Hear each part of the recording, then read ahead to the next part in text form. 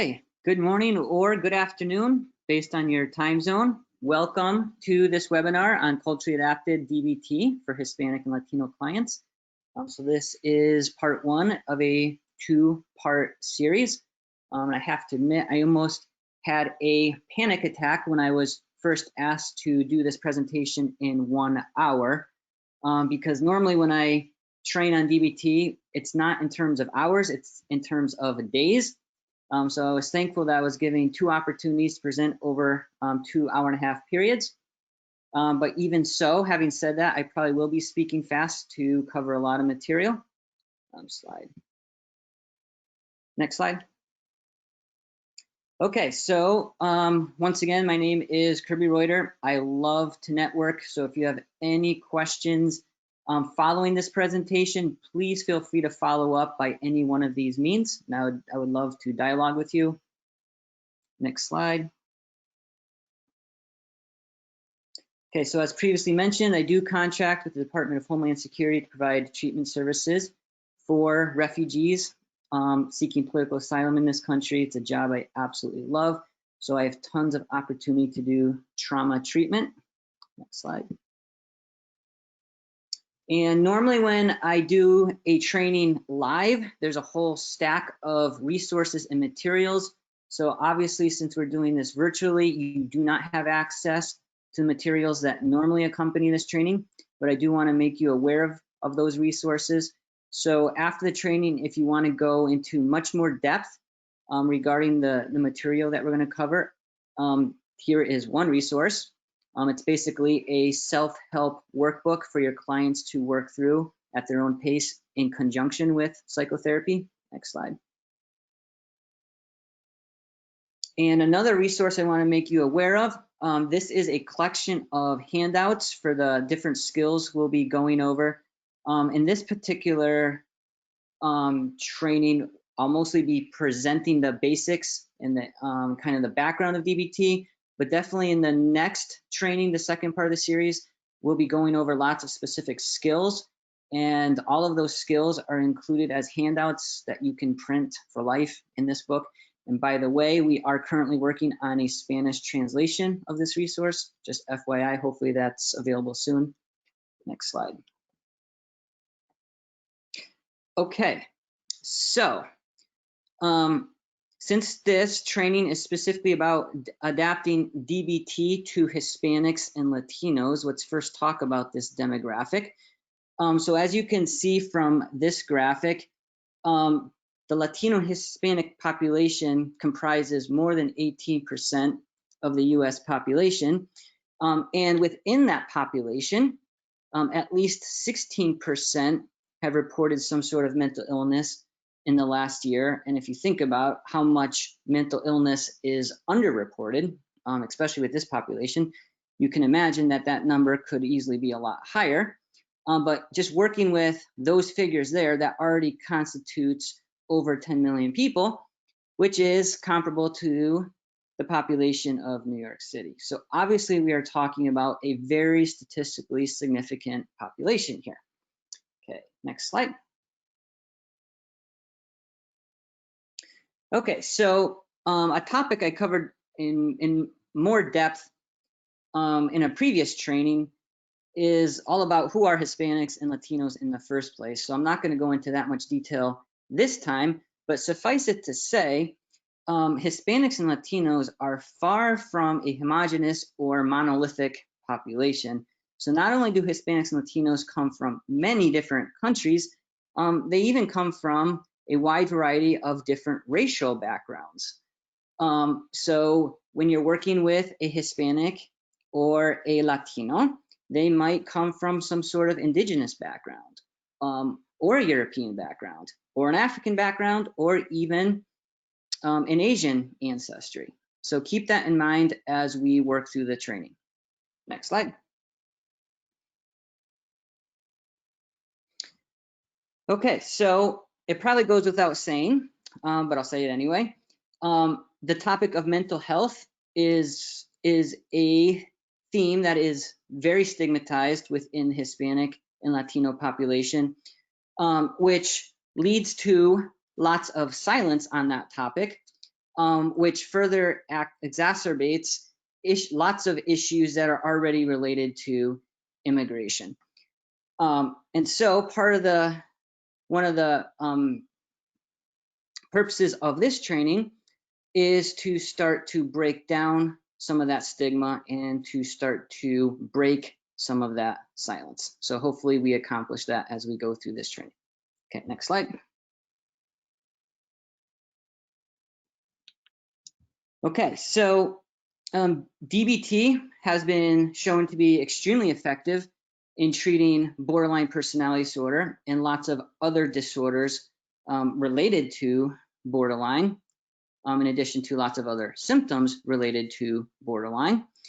But there isn't a ton of research yet on how DBT can be adapted to Hispanics and Latinos specifically. And that is certainly not unique to DBT. I would say with every major treatment model out there, there's tons of research demonstrating that any given model is effective for a mainstream Caucasian middle class population. But there isn't a ton of research on most models showing how that research can also be adapted and effective for minority populations. So the good news is there is some initial research demonstrating that DBT can be adapted very well for this population. Next slide. Okay, so if we're going to adapt any model to a specific population, we have to know a little bit about that population, obviously, including especially what does that population value. So some pretty well-known, very common, very typical cultural values that tend to characterize Hispanics or Latinos are the following. So one example is a heavy emphasis on family, so family structure, strong devotion to family. Another cultural theme you might come across is what's sometimes called fatalism. So in other words, this idea that, well, it is what it is. It can't really be changed. I guess we'll just have to deal with it and accept it. Another pretty common cultural value that you will most likely come across is a high degree of respect for authority figures or for people that are older than you. Another pretty typical value that you might come across are traditional gender roles in which the male might be conceptualized as the main breadwinner, whereas the wife might be conceptualized as the main homemaker, and different variations of those roles. And then finally, another value that you'll probably come across with this population is an emphasis on relationships, especially in terms of prioritizing relationship over performance or accomplishing some kind of task or goal, right? So in mainstream American culture, we tend to value task and performance, even if we have to step on someone else's toes to do that, right? Among Latinos and Hispanics, relationships are generally more important than personal ambition. Okay, so those are, like I mentioned, pretty typical values. So if we're going to adapt DBT to this population, we're going to have to keep those values in mind. So throughout the training today, I will be touching on some of those themes a little bit, but much more so in the second part of the series when we go into more detail on specific DBT skills. Okay, so what is DBT? So what does it even stand for? So most of you probably know DBT stands for Dialectical Behavior Therapy. And I'm going to go on a limb and guess that most of you probably already know what therapy means. And I'm going to go on another limb and assume that most of you know what behavior means. But what in the world does dialectical mean, right? That's not a term we tend to throw around a ton in normal everyday conversation.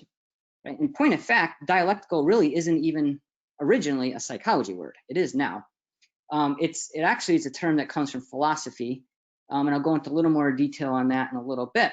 But for now, suffice it to say that when we use the term dialectics.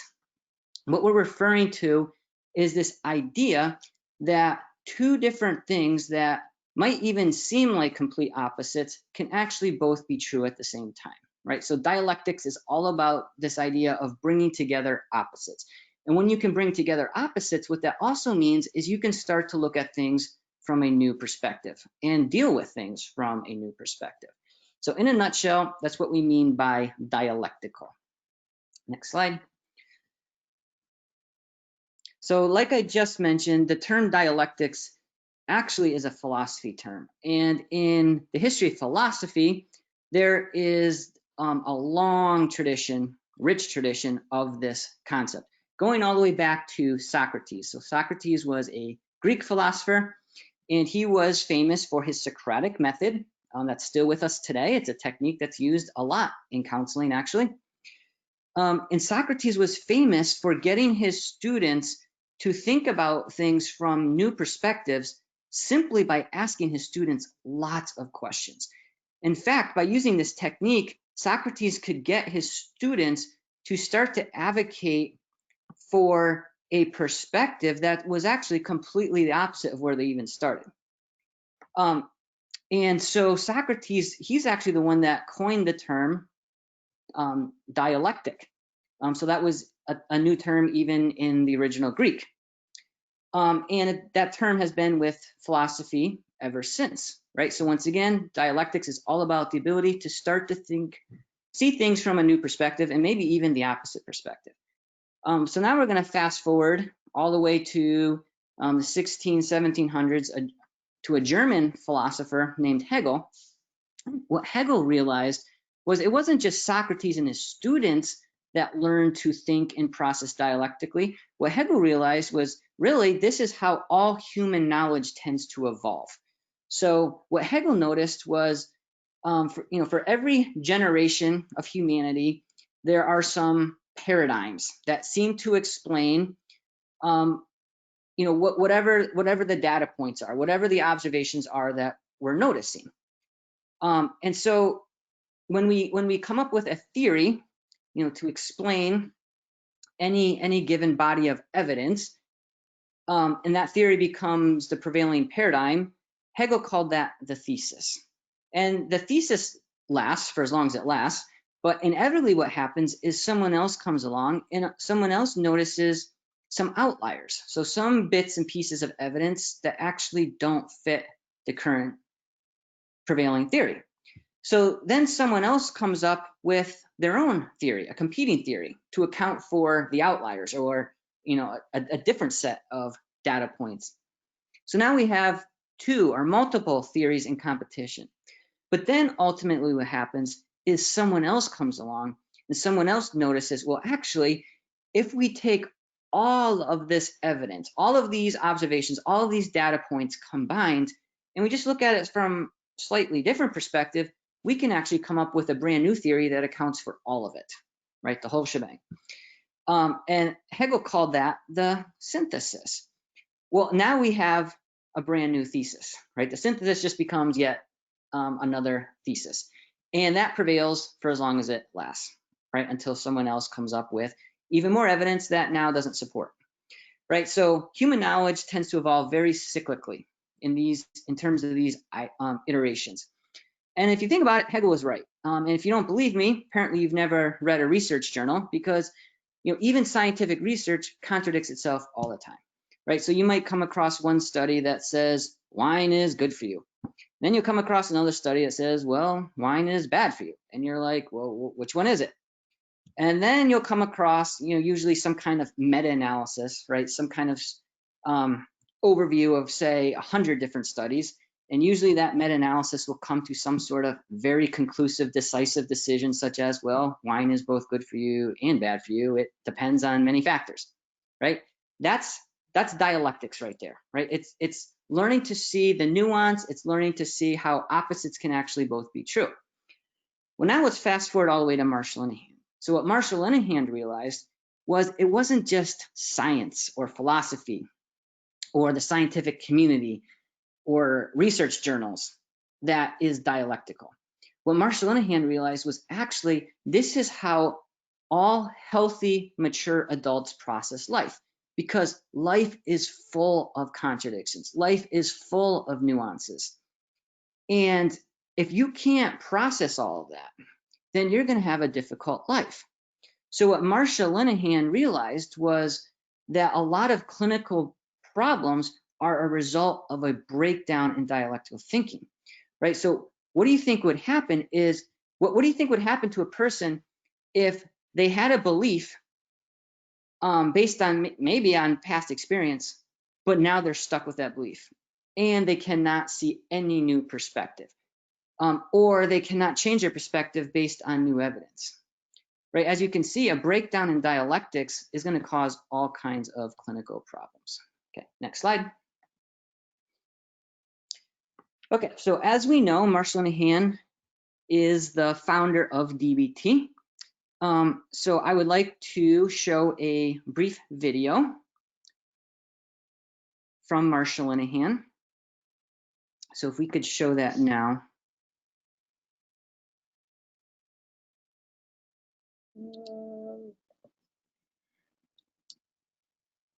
Okay, here we go.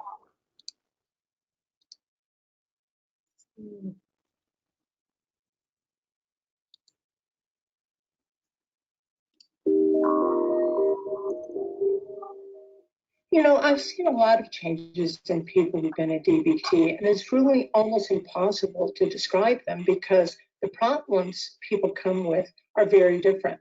And our goal is developing lives worth living, and that looks different in different people. My main goal for people who come into therapy is that they get out of hell. That's my first goal. And my second goal is that they stay out of hell.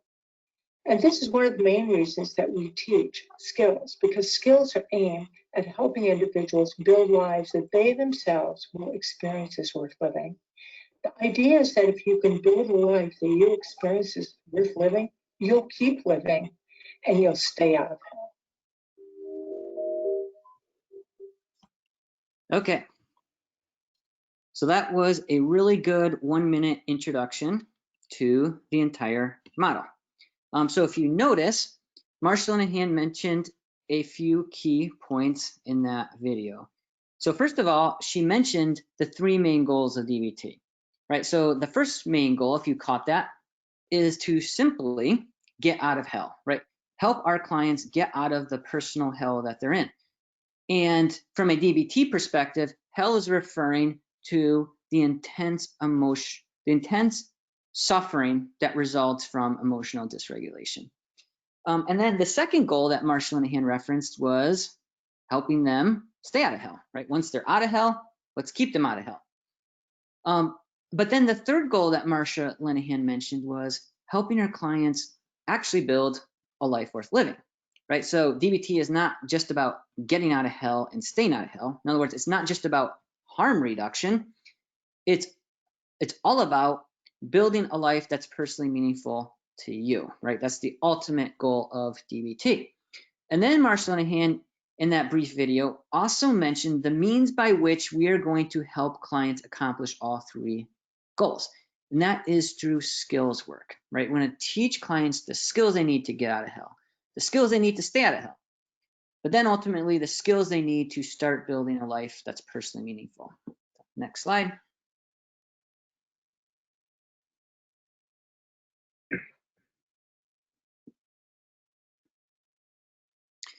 Okay, so there's no way to really understand DBT as a model if we don't first have at least a preliminary understanding of borderline personality disorder.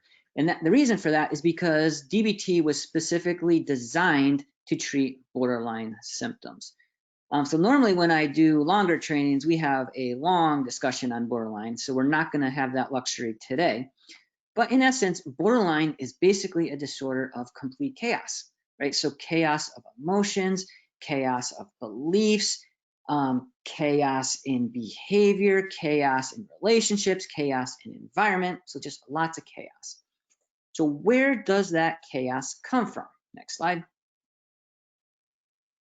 So Marsha Linehan developed what she called the biosocial model to explain how borderline personality disorder results.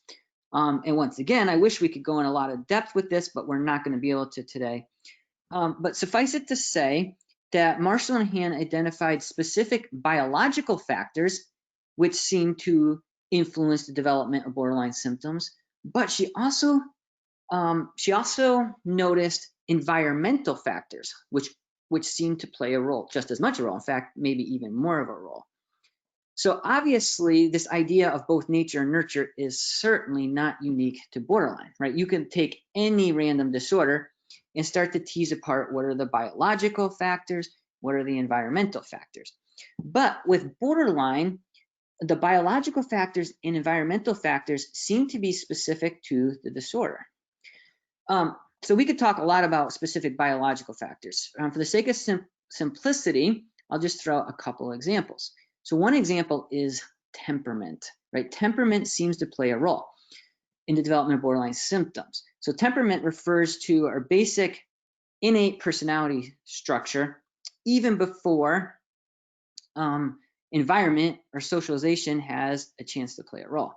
So when it comes to borderline, there's 3 temperaments in particular that seem predictive. One is a very sensitive temperament. Another is a high maintenance temperament, so there's a more difficult temperament to deal with. But another possible temperament is not a specific temperament, but a temperament that is simply an outlier. So it's a temperament that is very different than any other temperament in the family. So another biological factor that seems to play a causal role in terms of developing borderline symptoms is something as basic as sex. So when we use the term sex, we're referring to just raw biology, so XX chromosome versus XY.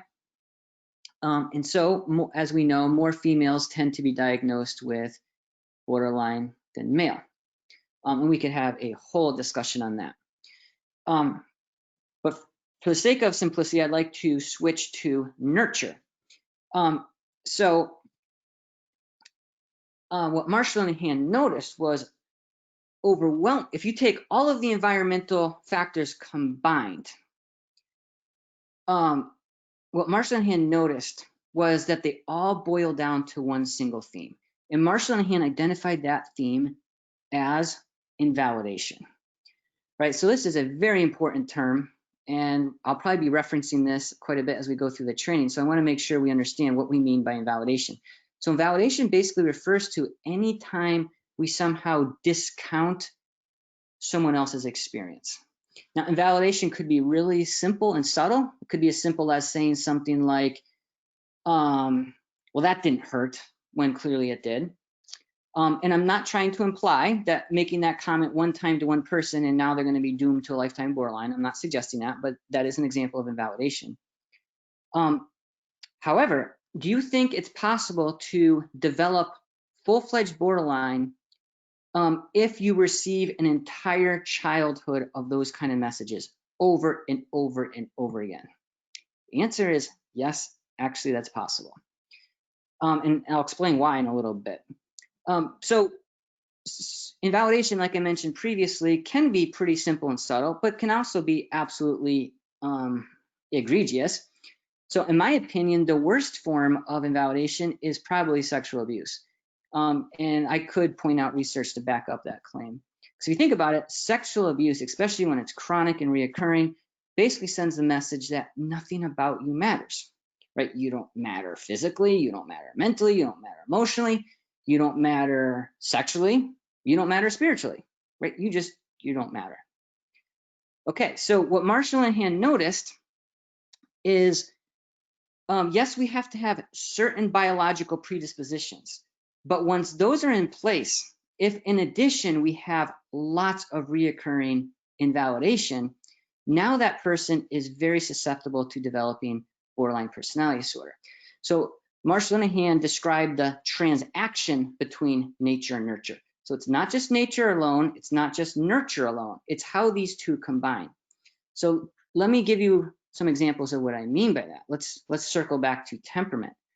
Do you see how a very sensitive temperament will also be much more sensitive to invalidation, right? Both real and perceived. Do you see how a high maintenance temperament will probably elicit more invalidation in other people, especially caregivers? Okay, do you see how if you have just an outlier temperament, your temperament is just incompatible with the temperaments of everyone else in the family, do you see how inherently you will feel invalidated, right? So once again, we have this complex interplay between biology and environment. So let's circle back to gender. So I previously referenced sex as just raw biology. Gender tends to refer to more in terms of socialization, especially in terms of masculinity and femininity in the spectrum for both. So if you think about it, which gender tends to be more invalidated, right? Probably females. So once again, it's not just an example. It's not just a matter of raw biology here, right? It's nature and nurture both. And we could debate all day long, you know, do they tend to be overdiagnosed with borderline? Yes, I'm sure you can make that case. But you could also make the case that males tend to be underdiagnosed. So that's just a really brief intro to the biosocial model. But the main takeaway from this entire slide is that what mostly drives in borderline is this idea of invalidation. So this model does not give us a precise scientific way to predict who will develop borderline, but it does help us identify the risk factors. So for example, if you have a sensitive temperament and a high maintenance temperament, and it's different than other temperaments in the family, and you're a girl, and you are being sexually abused, you are on the fast track towards developing borderline. It's not inevitable, right? Because obviously there are many mitigating factors. However, you are much more susceptible. So do you need all those risk factors to develop borderline? No, some people develop borderline with just a few of those. Okay, next slide. Okay, so what's the result of an entire history of invalidation? By the way, another point I want to make really briefly is I'm sure you've all heard the distinction between big T traumas versus little T traumas. So a big T trauma is something that everyone would recognize as, yeah, that was traumatic, right? If you were violently raped, for example, or you saw a caregiver get shot, we would identify that as a big T trauma. But what the research shows is we can also be traumatized by many little traumas that don't get identified as traumas. But all of those little T traumas have a cumulative effect, which can result in the same exact symptoms as a big T trauma. So remember, I was talking about how invalidation tends to drive borderline. Well, you can think of each instance of invalidation as a little T trauma. Once again, each of those instances, all combined, cumulatively, have the same effect as a big T trauma. And what we now know from the research is that not only is trauma invalidating, but invalidation really is traumatic. Chronic invalidation can actually even lead to PTSD. Okay, so someone with a history of invalidation will tend to develop these 5 problem areas. So one is a basic lack of awareness. Another is highly polarized thinking. So in other words, thinking in terms of all or nothing, black or white, not seeing shades of gray. Another is just basic instability in emotions. Another basic deficit area is ineffective coping strategies. So not only do people with a chronic history of invalidation, not only are they more easily triggered than other people, but when they are triggered, they tend to react in ways or try to cope in ways that actually make things even worse. And then another problem area that's pretty typical is a basic lack of people skills. So in other words, an inability to navigate relationships, especially conflict. And if you think about it, these problem areas all start from this lack of awareness. And if you think about it, that lack of awareness is a direct result of a chronic history of invalidation, right? Because if you are chronically told over and over again, well, that's a dumb way to think, or I can't believe you feel that way, or wow, what a great decision that was. If you hear all of those kinds of messages over and over and over again, you will start to not trust your own judgment, and you will start to distrust your own perceptions, including of your own body and your own thoughts and your emotions, right? So invalidation leads to that lack of awareness, and that lack of awareness is what causes all of these other problems. So next slide. So those are the problem areas, but those problem areas also explain why we have DBT and how DBT was developed. So Marshall Linehan developed DBT based on those 5 problem areas. So as you can see, DBT is an extremely practical skill set because each of these skill sets was developed to directly address a specific problem area. So if highly invalidated clients tend to have poor awareness, including especially starting with self-awareness, then what would be a good tool to help with that? Well, how about mindfulness? So can you see how mindfulness is the perfect skill set for that particular problem area? And so obviously Marshall Linehan did not invent mindfulness. So where did she get that? So obviously Marshall Linehan borrowed this whole idea of mindfulness from Eastern spiritual traditions, which have been practicing and honing mindfulness skills for thousands of years. So do you see what Marshall Linehan is doing? She's borrowing from a different tradition and plugging it into psychotherapy. And that's actually a theme you'll see over and over again in DBT. Because what's the next skill set? Well, the next skill set is dialectical thinking. So why did she add that in? Remember, one of the problem areas of someone that's been chronically invalidated is very dichotomous, very binary thought patterns, right? And that comes from, early on trying to decipher, are you a good person or are you a bad person, right? Because my own caregivers invalidated me, or other people invalidated me. So there's only 2 categories of people. Either you are going to meet my needs or you're going to be one of those invalidators, right? And then they generalize those binary patterns and apply it to pretty much everything in life. That's how they end up with this breakdown in dialectical thinking. So if that's the problem, what do we need to address it? Well, I already said the answer, dialectical thinking. So did Marshall Linehan invent the concept of dialectical thinking? Of course not. Well, where did she get that from? Well, like we already mentioned, she got that from Western philosophy.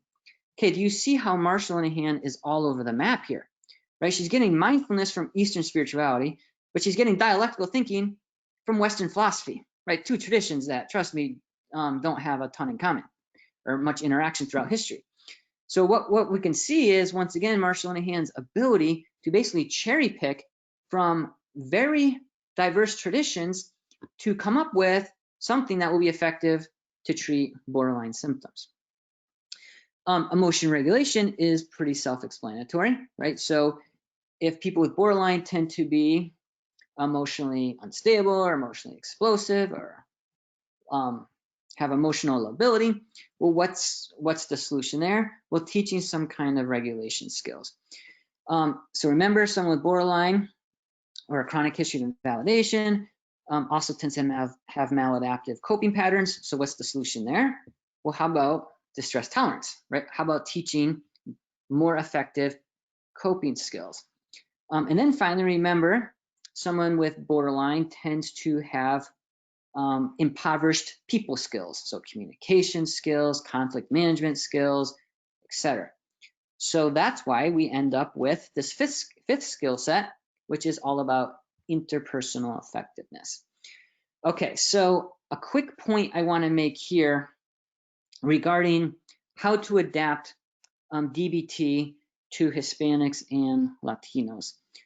And actually, this is a point I make in all of my trainings. And this also ties into a theme I addressed in a previous training on the same platform here. And that is, we need to learn how to paraphrase as clinicians. Because if you look at these concepts, right, mindfulness, dialectical thinking, distress tolerance, interpersonal effectiveness, my first question is this how normal people talk? Not most of us. I don't talk this way. So I realize that mindfulness is starting to become more of a recognized term, right, even on the streets, so to speak. But it's still not a word that most people use in their normal everyday conversation. So one of the drawbacks of DBT is it's laden with lots of clinical jargon that sometimes needs to be translated even for English-speaking clients, right? I routinely use words other than these when I'm teaching DBT to clients.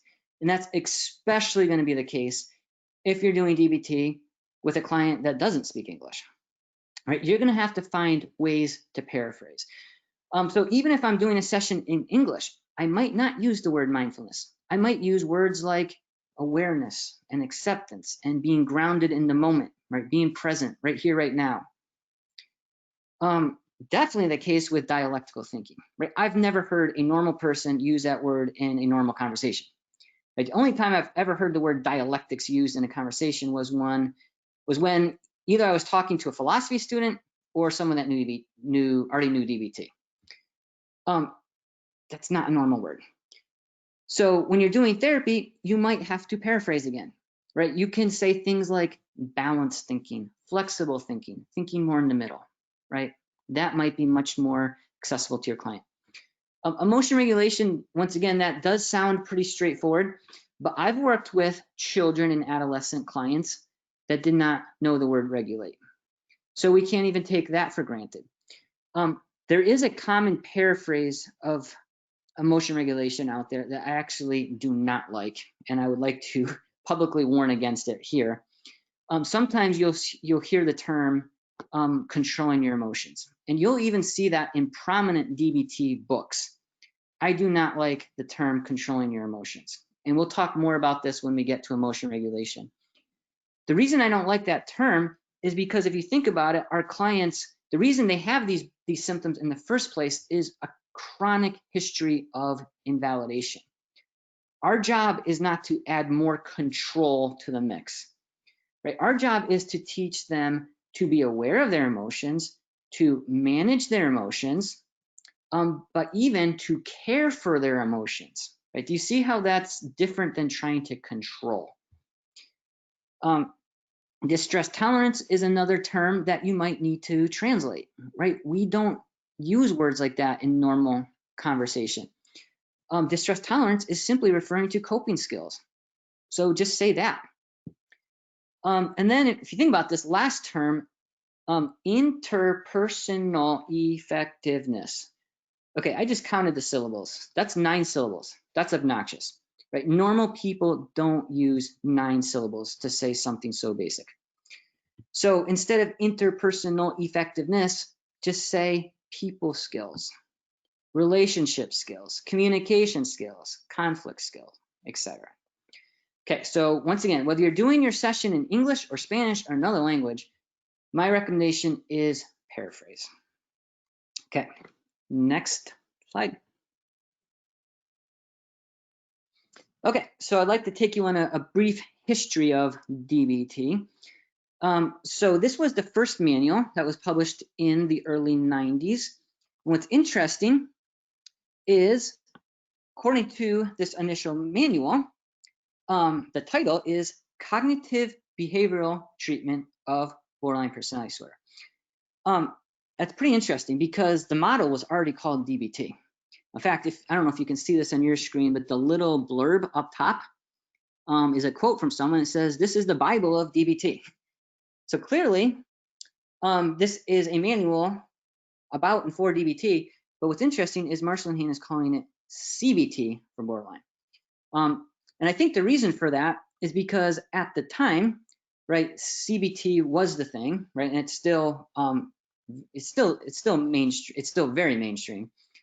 And there was already decades of research supporting CBT. So CBT clearly had lots of Empirical credibility, had lots of good street credibility. People recognized the term. So that was Marsha Linehan's starting point. She was basically adapting current CBT specifically for a borderline population. So next slide. By the way, that original manual is the manual I used when I was being trained in DBT and when I learned DBT. This one is the current manual. It's the second edition. And I want you to notice a few changes here. So first of all, probably the most obvious change is she's officially calling it DBT now, right? CBT is not part of the title, it's DBT. Because at this point, DBT now can boast its own decades of research. Right, there's tons of research that demonstrates the efficacy of DBT in treating borderline personality disorder, not to mention many other disorders. Right, to this day, DBT is still the gold standard for treating borderline. So no other model has come along to surpass DBT specifically for borderline. But what's interesting about this manual is, did you notice she removes the reference to borderline? Why is that? Remember, the original manual was, CBT for borderline. Now there's no reference to borderline. Well, the reason for that is because as the research came in and is still coming in, what we now know is DBT is not just effective for treating only borderline, it's also effective for treating many other disorders. If you think about it, that makes complete sense. Because if you have borderline, right, which is obviously a personality disorder, chances are you have symptoms of like a half a dozen other disorders at least, right? So I know we didn't have a full discussion of borderline, but borderline is basically a conglomeration of symptoms from many disorders.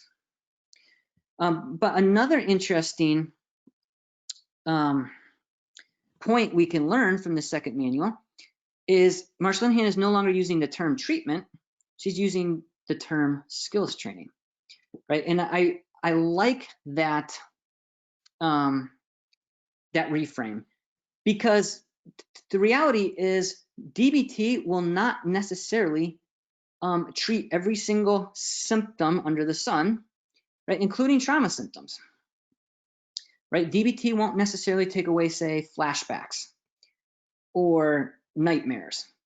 But what DBT is, what it's all about is a skills training program, right? It teaches clients the skills they need to be able to do therapy itself. So one of the points I probably should have made earlier when I was talking about those 5 problem areas is the main issue with those 5 problem areas is if you have major issues in all of those areas, you can't even do treatment itself, right? So DBT is all about learning the skills to be able to benefit from counseling and stay in counseling as you build a life worth living, right? So DBT is this foundation of skills work, which you need to do, which you're going to need if you're going to go on and do deeper trauma work.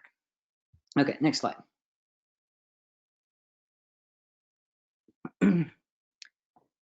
Okay, so what is DBT? Is it CBT or not, right? This gets confusing. Well, it really depends on how you define CBT. If you define CBT as Aaron Beck's original model, developed way back when, then no, that's not what DBT is. DBT certainly borrows a lot from that original CBT, but it's also made lots of modifications and expansions. But I think most of us nowadays do not define CBT as Aaron Beck's original model. I think most of us nowadays define CBT as an entire family of models, right? There's many models out there that help people process and change their thoughts and their behaviors. Okay, so if you see CBT as an entire family of models, is DBT part of that family? Absolutely. Why do I say that? Well, DBT is all about changing thoughts and behaviors, but it does it in a very different way than the original CBT. So if you recall, original CBT is all about helping people change their thinking by challenging, by confronting, by refuting, disputing, right? Pointing out how your thoughts, they're not logical, they're not rational, there's no evidence for it. Okay, so that approach has clearly worked for many people, lots of people, right? That's why CBT was very effective and still is effective. But you see how that approach is not going to work for someone with a long history of invalidation, right? So DBT has a different way of dealing with thoughts, and that is through mindfulness and dialectical thinking. And we'll talk more about that when we cover dialectical thinking more in depth. But DBT also has these behavioral components, right? The stress tolerance, learning better coping, that's a behavior. Interpersonal effectiveness, right? Learning better people skills, communication skills, conflict skills, etc. That's a behavior. But then what makes DBT unique within CBT world is one of these behaviors is emotion regulation. So if you think about it, learning to deal with emotions directly is a missing link in most of CBT world. And if you think about it, just look at the name itself, cognitive behavioral therapy, right? So CBT, as we all know, has this sequence of thoughts drive our feelings, which then drive our behaviors. So CBT recognizes we have thoughts, emotions, and behaviors, but then what's the model called? Cognitive behavioral therapy. Well, what happens to the emotions, right? From the original CBT perspective, emotions are basically this annoying side effect of our thoughts and the trigger for our behaviors, and that's it. That's not how DBT sees emotions, right? DBT puts thoughts and emotions on the same level. And yes, both need to be regulated. But DBT recognizes emotions as a source of information in its own right, right? Not just this annoying side effect of whatever we think, and not just this random trigger for our behaviors. So that's actually why I put dialectical thinking, emotion regulation on the same level here, the same line, to show that both are on equal footing in DBT world. Okay, next slide. Okay, so dialectical behavioral therapy is obviously all about dialectics, bringing together opposites. And there's many examples of dialectics within the DBT model, not surprisingly. But this is the most important one. This idea of both acceptance and change. So what Marshall and Hand noticed as she was working with her population that had been highly invalidated and was currently, emotionally dysregulated and chronically suicidal, what she noticed was, on one hand, this population desperately needed to be accepted for exactly who they were. Why is that? Well, due to their chronic history of invalidation. But then on the other hand, she also realized that the people she was working with desperately needed to change, like drastically, like yesterday. Why is that? Because they were living in hell, and because their coping strategies, quote unquote coping strategies, were making things even worse. So they desperately needed to be accepted, but they also needed to change. Now what? What do we do? Well, that's exactly why the model is called dialectical behavioral therapy, because it's all about bringing together opposites. So what Marshall Linehan realized is, well, I don't have the luxury between choosing between either acceptance or change. They need both. So the entire model is all about learning to balance both of these needs at the same time. So obviously, there's not always going to be this nice, clean harmony between the two competing needs. But on the other hand, these aren't really mutually exclusive either. Because if you think about it, when you accept someone and help them accept themselves, that's already a change. In fact, that's a huge change, right? If they've had an entire history of not being accepted, acceptance is huge, including especially self-acceptance. But if you think about it from the other direction, how can you change anything if you first haven't accepted that it's a problem, right? So do you see how acceptance and change are actually just two sides of the same coin? So DBT is all about balancing both of these needs. And every other dialectic that we could talk about within DBT world is some derivative of this basic underlying dialectic. Okay, next slide. Okay, and thankfully, both acceptance and change are built into the actual model, right? So mindfulness and distress tolerance are both acceptance skills. You're really not trying to change anything when you're mindful or tolerating some kind of current trigger or distress. But then DBT also has these change skills. So emotion regulation from a DBT perspective is learning a new lifestyle that will be conducive to a healthier, more stable emotionality.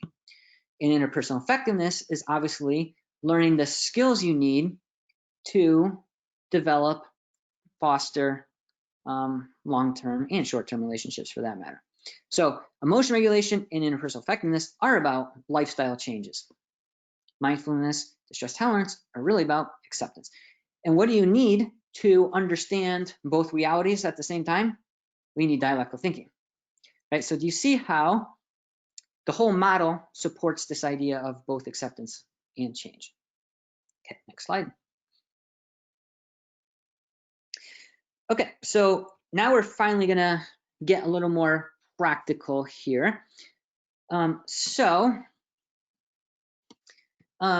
surprisingly, if we're gonna work with someone that has a chronic history of invalidation, one of the main things we're gonna have to do well as therapists is learn to validate well, right? And a point I haven't made yet, I'll make it at this point.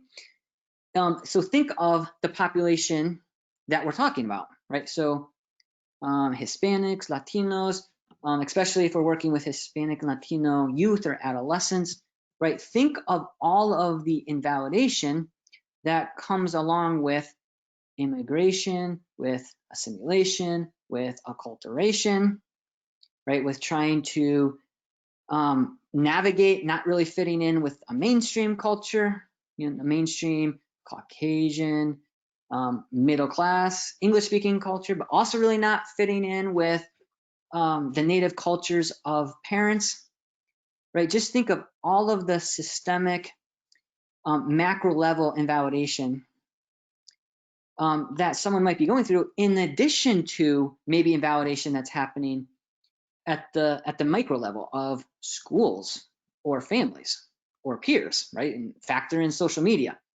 And we have a whole nother layer of invalidation, right? So our clients might be receiving invalidation from all angles.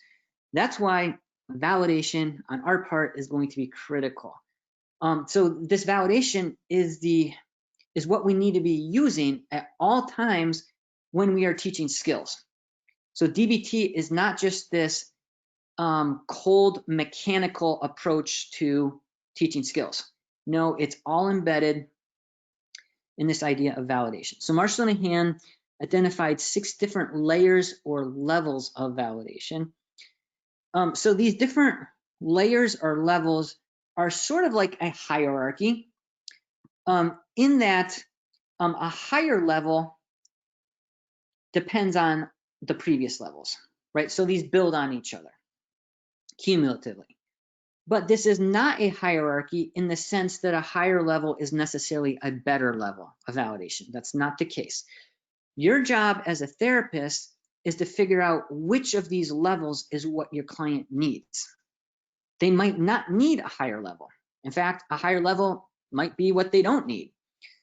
But what's at the base of this so-called pyramid is that first level, right? At the very least, we need to be present and mindful as therapists, right? We certainly cannot be good validators if we're not even attuned to our clients, right? So that's the starting point. That's a given. But sometimes that is the only and actually the best level of validation we can provide, right? I've had entire sessions in which I was simply present and mindful and hardly even said anything, right? Especially if I was helping a client in crisis process the recent tragic death of a loved one, right? There's not too much I could have said that would have been very validating, but my presence could be the main source of validation. Okay, so once we're present and mindful, in other words, once we're attuned to our clients, sometimes we realize that additional forms of validation are necessary. So an additional layer of validation we can add to the mix is to reflect back what our clients are communicating to us verbally with their words. And this is a level of validation that we've all been trained in extensively, those of us in the mental health field. So basically using our active listening skills, so paraphrasing and summarizing back to our clients what they've told us, right? And asking clarifying questions. So did I get that right? So that is a very powerful source of validation. But another equally powerful source of validation is when we reflect back what our clients are communicating to us non-verbally, right? Through their body language or their facial expressions. So one powerful way of reflecting back the nonverbals is to notice them and then to interject some of their nonverbals into your own nonverbals. So this is a very powerful technique called mirroring. So for example, if your client starts to maybe raise their voice a little bit, maybe that's your cue to also subtly increase your volume. Or if your client starts to speak faster, maybe that's your cue to also slightly accelerate your own speech. Or if your client just maybe moves forward, maybe that's your cue to also subtly just scoot forward a little bit. So obviously there's a huge difference between mirroring versus mimicking, right? We're not gonna mimic our clients, but mirror means we just subtly reflect back some of their nonverbal cues in a way that they're not even aware of it consciously, but subconsciously they are. And that's why this is so powerful. They will feel like, wow, you really get me. You're tracking with me. Simply when you reflect back these nonverbals. And there's actually, a whole world of neuroscience behind this concept that I'm talking about. We literally have neurons in our brain called mirror neurons that directly communicate with the mirror neurons of other people. And if you think about it, our clients that come from a chronic history of invalidation, one of the first ways that they were invalidated as children was a lack of reciprocity from their parents. So their parents, for whatever reason, were not able to mirror their kids, right? So what do we normally do with a baby, right? If a baby smiles, what do we do instinctively? We just smile back, right? If a baby starts to say gobbledygook, what do? We say gobbledygook right back, and nobody thinks that's strange, right? Because we are hardwired to mirror, especially babies. So if our clients missed out on that phase of life, they missed out on a huge chunk of validation. So we can provide some of that in therapy, simply by reflecting back nonverbals. Another way to reflect back both verbals and nonverbals at the same time is pointing out when what the client is saying with their words doesn't match their body language, right? So you don't want to do this in a confrontational sort of way, but you can do it, kind of from a one down posture. You can say something like, okay, so this is what I'm hearing you tell me with your words, but your body language seems to be telling me something different, and I want to make sure I'm understanding both messages. So I want you to explain exactly what is your body language telling me, but I also want to make sure I'm tracking your words, right? Just a powerful way of showing that, wow, you're paying attention to both. Another way, so after we reflect back our client's communication, another way we can add even more validation to the mix is when we normalize what they're telling us, right? Not just reflect back, but normalize. So we normalize what our clients are communicating to us when we say things like, oh, it makes sense that, right? So we can normalize something that happened in the past or normalize something that's going on right now in the present. So we could say things like, well, yeah, it makes sense that you don't want to just jump right back into another dating relationship, right? Just look at how all of the other dating relationships have gone so far. Right? Do you see how by saying that, I'm normalizing both the past and the present in one sentence? And then we come to this very DBT specific concept of radical genuineness. So according to Marshall Linehan, this is the highest level of validation when we are just real with our clients. So not even from a therapist to client perspective, but person to person, mother to mother or parent to parent. And according to Marshall Linehan, this is when we can come across as the most validating, because the other person will trust us even more if they can see that we can be real with them. So obviously, you have to have a lot of rapport in previous validation to be able to pull this off. You don't want to be radically genuine with someone if you've skipped levels 1 through 5. Clearly that won't work. Remember, this is a hierarchy in that each of these levels builds on the previous levels. So radical genuineness presupposes that you have 1 through 5 down and you have the rapport to pull this off. So does that mean you are just brutally real with all of your clients at all times? Of course not. So going back to a point I made earlier, it's up to you as the clinician to figure out which of these which of these levels of validation will best meet the current needs of your client. Okay, next slide. Okay, so what I'd like to do in the remaining time we have is at least get started on the first of the 5 major skill sets that we'll be talking about. And not surprisingly, the first one is mindfulness.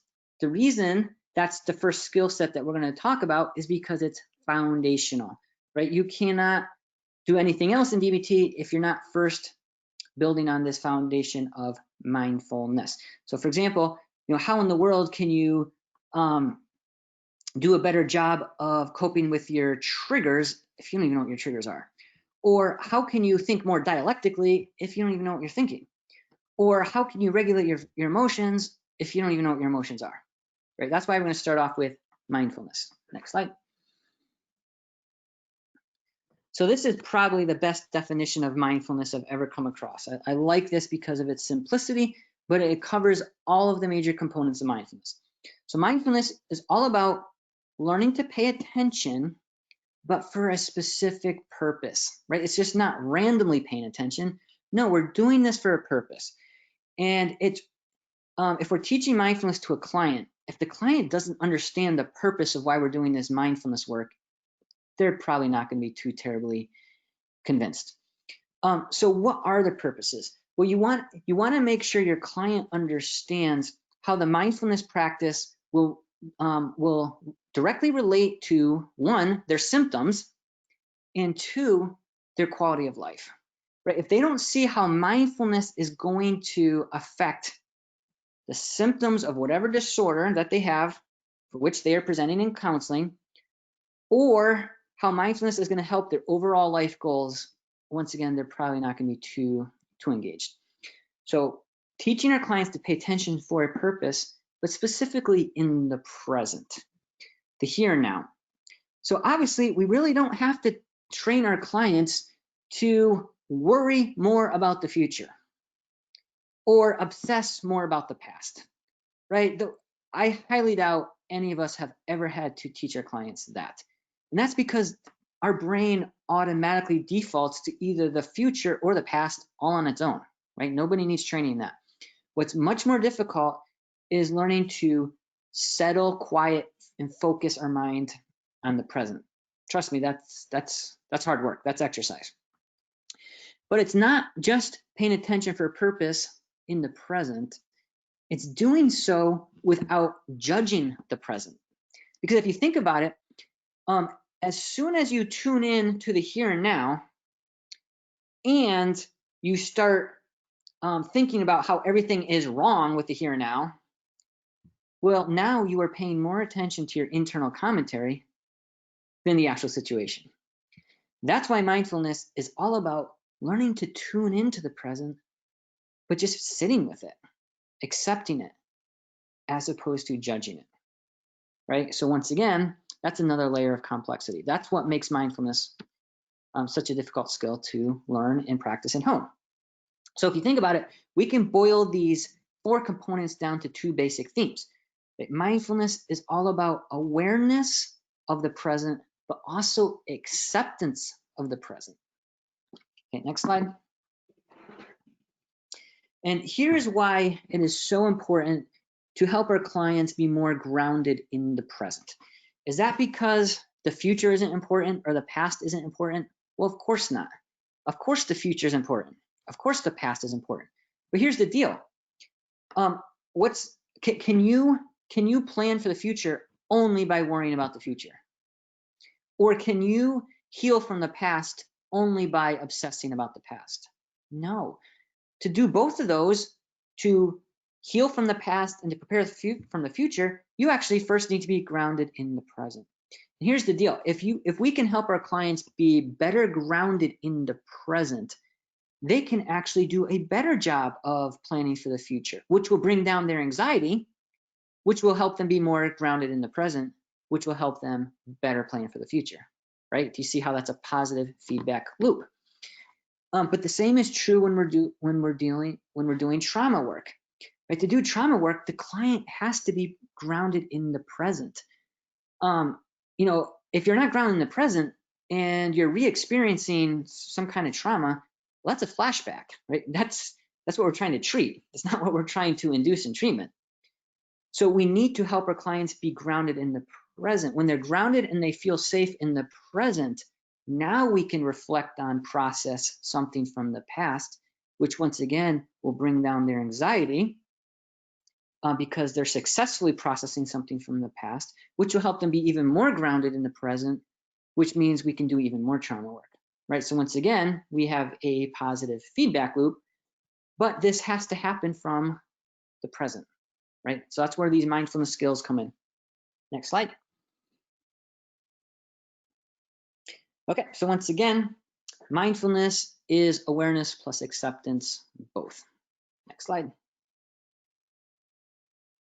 And there is indeed decades of research indicating when we can teach our clients basic mindfulness practices, including and especially of the symptoms themselves, this is what happens, right? Their awareness of the disorder increases, not to mention many other things in their life. Their acceptance of the disorder increases, including many other things in life, which guess what?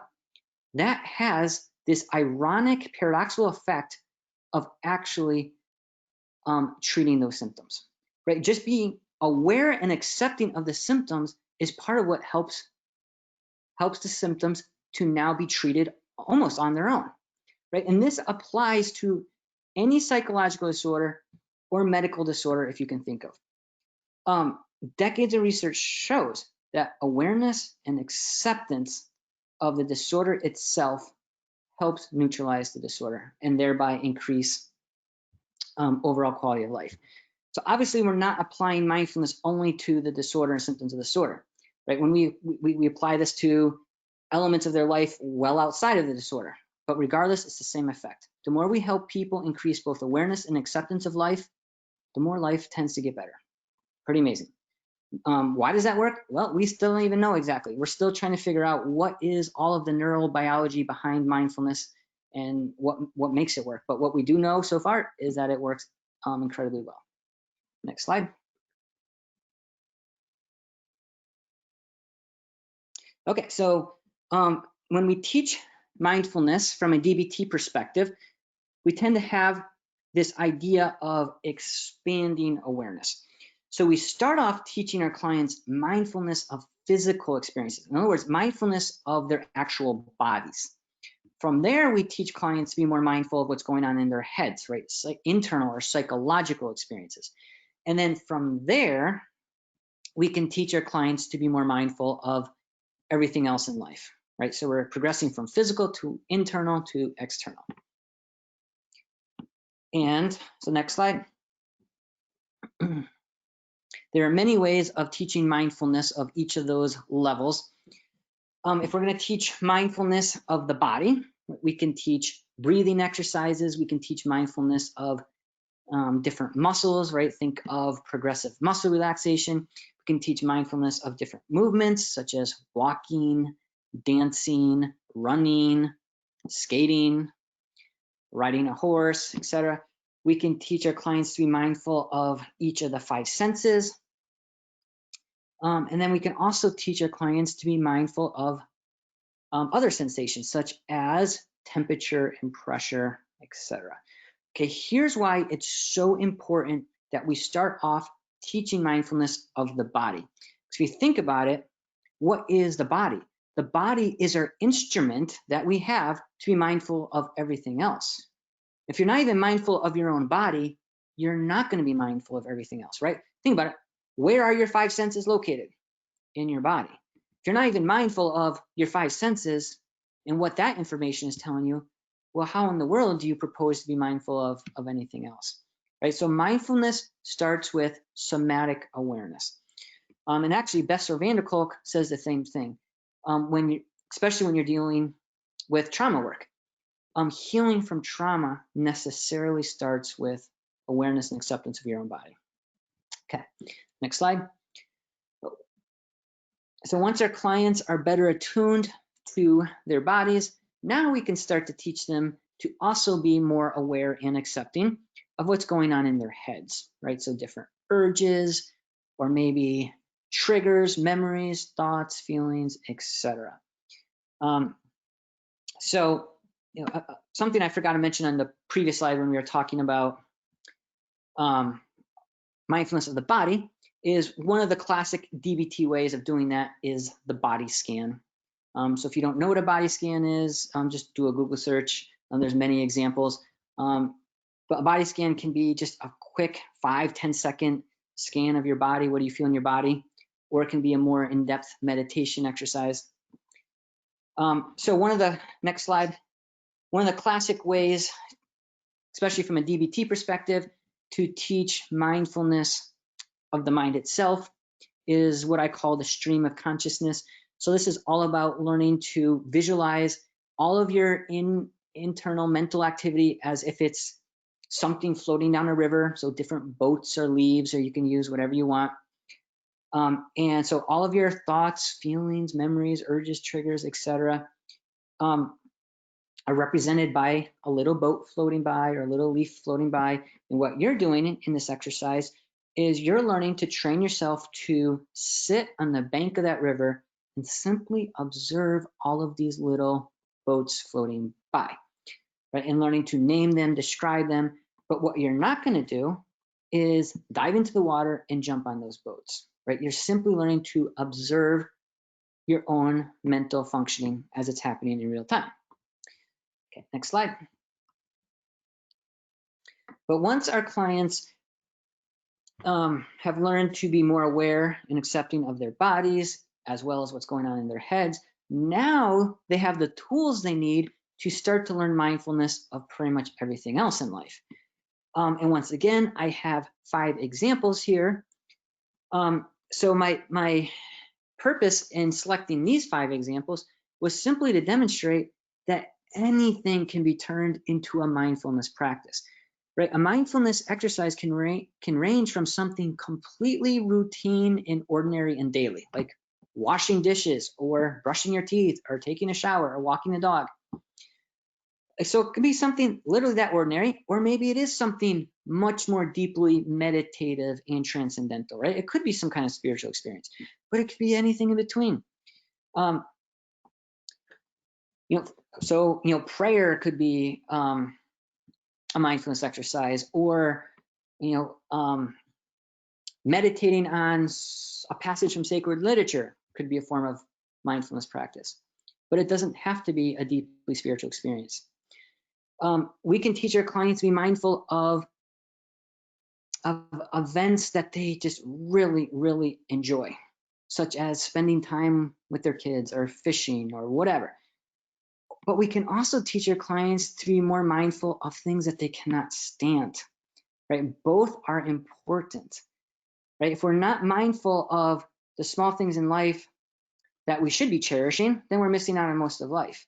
But if we also cannot be present with and accept things that we cannot stand, then we're going to tend to react in ways that will make things even worse. But mindfulness practice can even be something that we just imagine, right? It could be some kind of guided imagery. In other words, mindfulness can range from something that we do every day to something that doesn't even exist. Anything can be turned into a mindfulness practice. So when I'm teaching mindfulness to clients, I actually usually focus on ordinary activities for a few reasons. One reason is I don't want clients to think that mindfulness is some, esoteric practice that requires decades of training under some, guru from an exotic country far away. Or that mindfulness practice will require some kind of expensive training or, a class that they now need to tack onto their schedule that's already taxed to the limit. No, I want them to realize, no, mindfulness is actually something you can and should be doing with all of the little things in your life. So take washing dishes. If you already do that every day, perfect. For 5 minutes of that, make that your mindfulness practice. So what you tell clients is, next time you wash dishes, I want you to pay attention to every aspect of washing dishes. So what do the dishes feel like? What do they look like? How heavy are they? I want you to pay attention to the color of the dishes. I want you to notice the detergent. So what does the detergent feel like, smell like? Pay attention to the water. What is the temperature of the water, the pressure of the water, all of these experiences. And if any thoughts or emotions or any random memories show up, which they will inevitably, that's fine. In other words, if your mind wanders, just simply notice it and come back to the dishes. Or if there's some kind of distraction in the environment, we'll notice the distraction and come back to the dishes. So each time your mind wanders or each time you're distracted, does that mean you failed at mindfulness? No, of course not. The mind wanders on its own, right? Distractions will happen on their own. Mindfulness practice is noticing it and coming back. So instead of thinking every time your mind wanders as some kind of failure, no, that's another opportunity to keep practicing mindfulness, right? So simple exercises like that will help your clients get started with mindfulness practice. Next slide.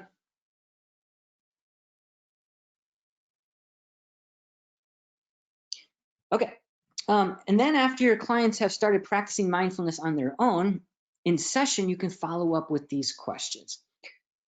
So as you were doing mindfulness, what did you notice? Typically they'll say things like, wow, my mind wandered a ton. So what you can say is, that's great. You're already more mindful because now you better understand how your mind works.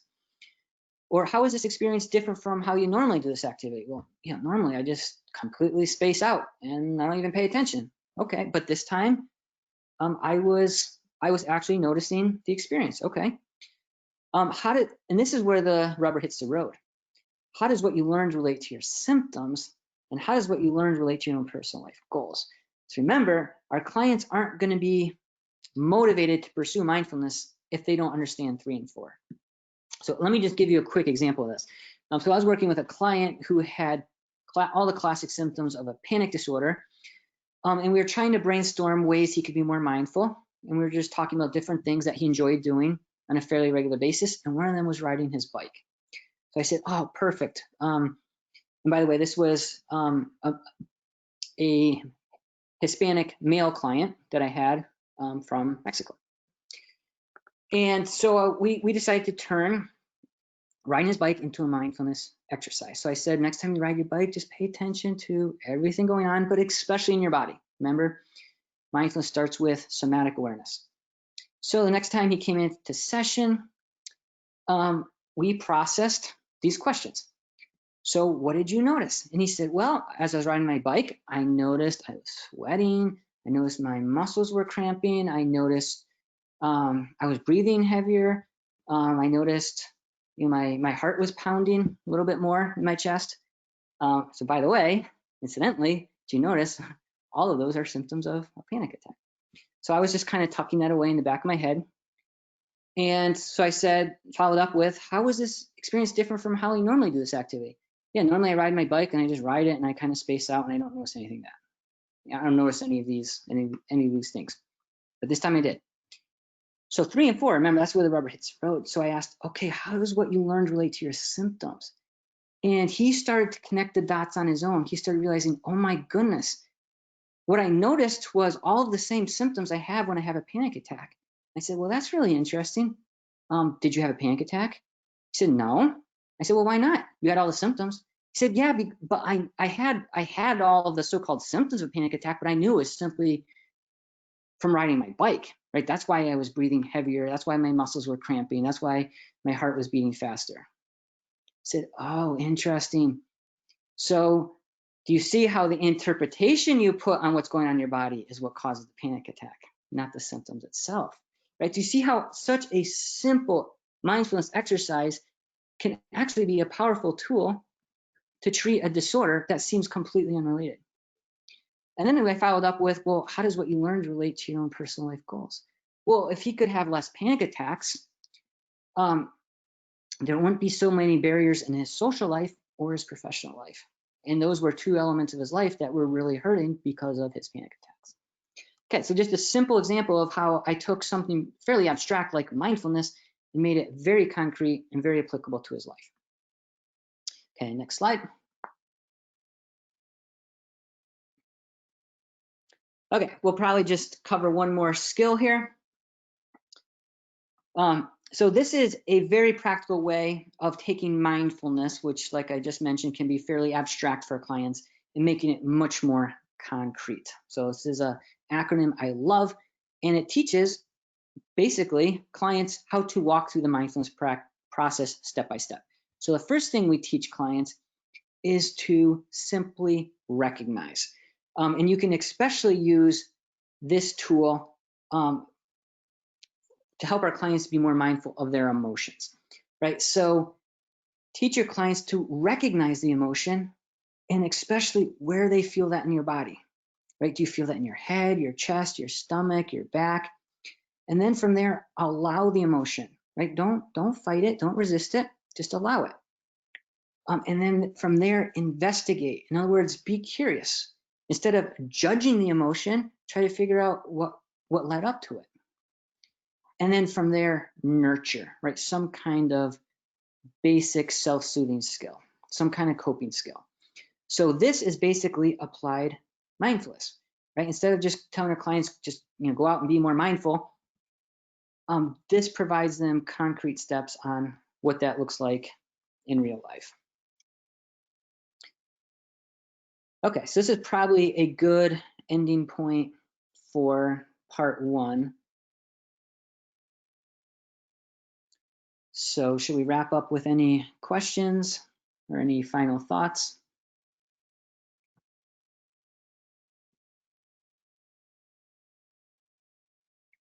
Yeah, let's just use this as the ending point. The next slide is a perfect segue for part 2.